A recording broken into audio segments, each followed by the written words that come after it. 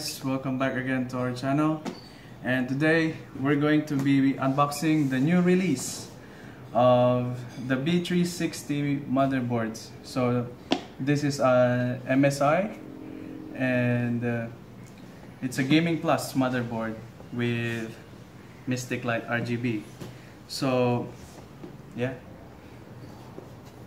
this is the first time that I'm going to try to unbox this stuff, and you saw it here.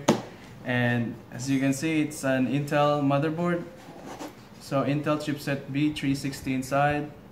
It supports Intel Core and then Optane memory ready. So you can use your Optane to speed your things up. And going to the front or to the side, it's just another logo, and then the specs right there. So yeah, it's not the specs, it's actually just warning. And at the back, as you can see, so let's dive into the specs right at the back of the box. I'm sorry if you can hear a little bit noise here. The studio is closed already, but yeah, this is a rush for me to unbox this stuff because I can't wait to see what's inside the B360 Gaming Plus motherboard from MSI. So yeah,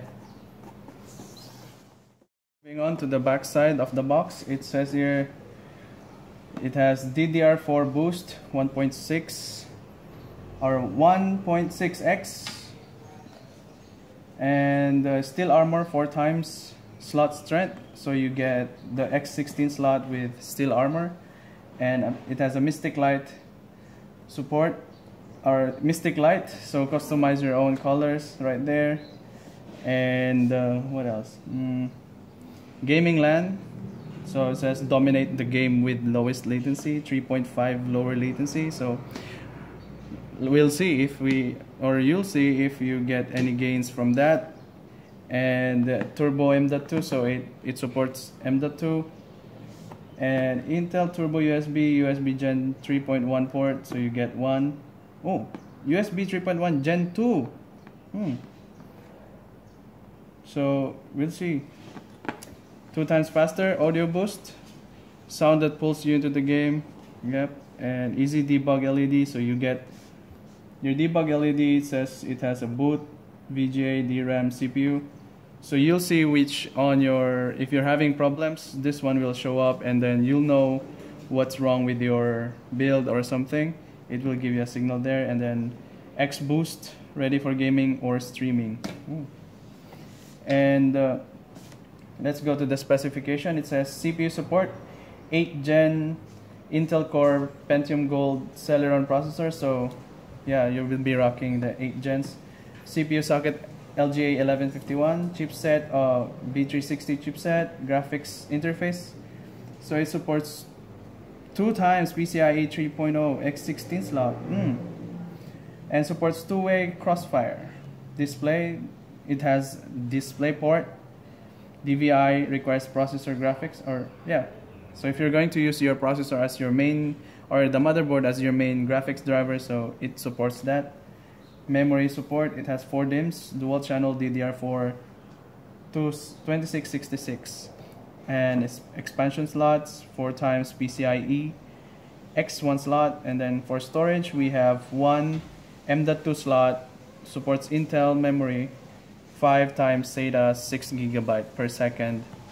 And so for the USB, it has 2 USB 3.1 Gen 2 and plus 4 USB 3.1 Gen 1 and 6 USB 2.0. For LAN, we have Intel 1219 or i219V gigabit LAN, and for audio, we have an 8-channel 7.1 HD audio with audio boost. Okay, so that's it for the back side or the specs of this motherboard. Let's try to open this.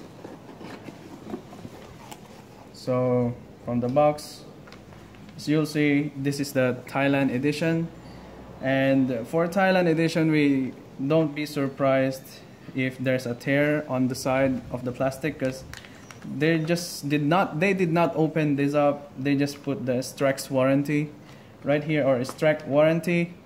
So that's it. Don't worry guys, it's not opened yet. And yeah, so you can see the seal tape is still on the back intact, and you can see that it's not folded or anything.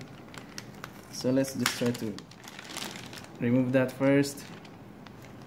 And oh, I just thought of something. Before we focus here, let's see what we get. So you get the motherboard, and what else? So you get pretty much standard stuff. You get 2 SATA cables and your back plate. So the back plate is, I think, straight aluminum piece, so you won't see any padding right here. The screw for the M.2 and a badge. So it looks like a plastic badge with a metallic design of the red dragon for the MSI. Let's put that to the side. You get your motherboard drivers and utilities, a thank you note, a quick install guide, case standoff notification. So yeah, this is pretty much standard. So if you're building stuff, you just have to be careful of the standoffs. If you see an extra standoff that you won't be needing, remove it. So that's it, just to avoid grounds or some unnecessary ground or electrocution from the motherboard. So you get the manual right here, and that's it. That's all we get from this motherboard. So let's put it to the side and let's try to open the motherboard. So here it is. Let's try to open it. Wow. So you don't have to worry guys, I'm on my rubber pad right here, so no static electricity will pass through it. And yeah, here we go. Have a good look.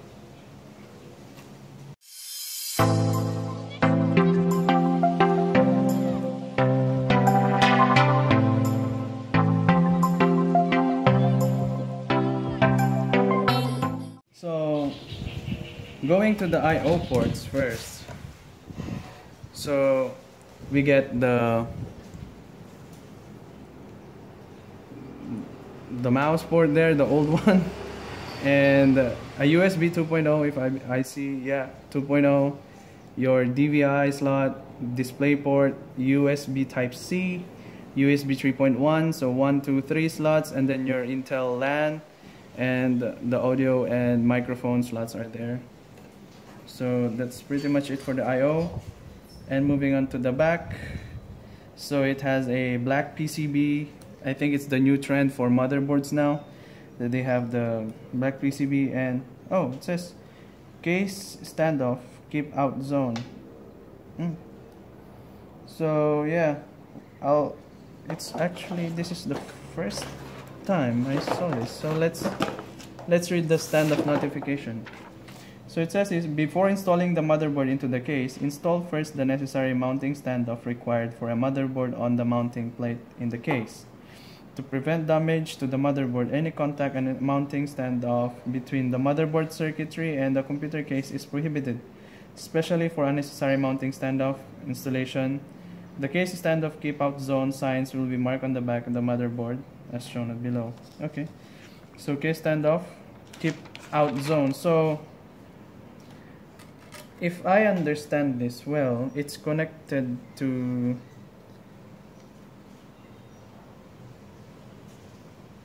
there, your bridge here. I think it's a heatsink or something. So yeah, so it's a keep out zone. So you don't need to screw onto here or anything. So just keep in mind, I think that this has a good distance for the standoffs itself, so you don't have to worry about it. But just check everything. If it fits well to your case, then good to go. But just keep that in mind avoid this one's having contact to anything metal on the back. So yeah. So moving to the side here, let's check the ports first.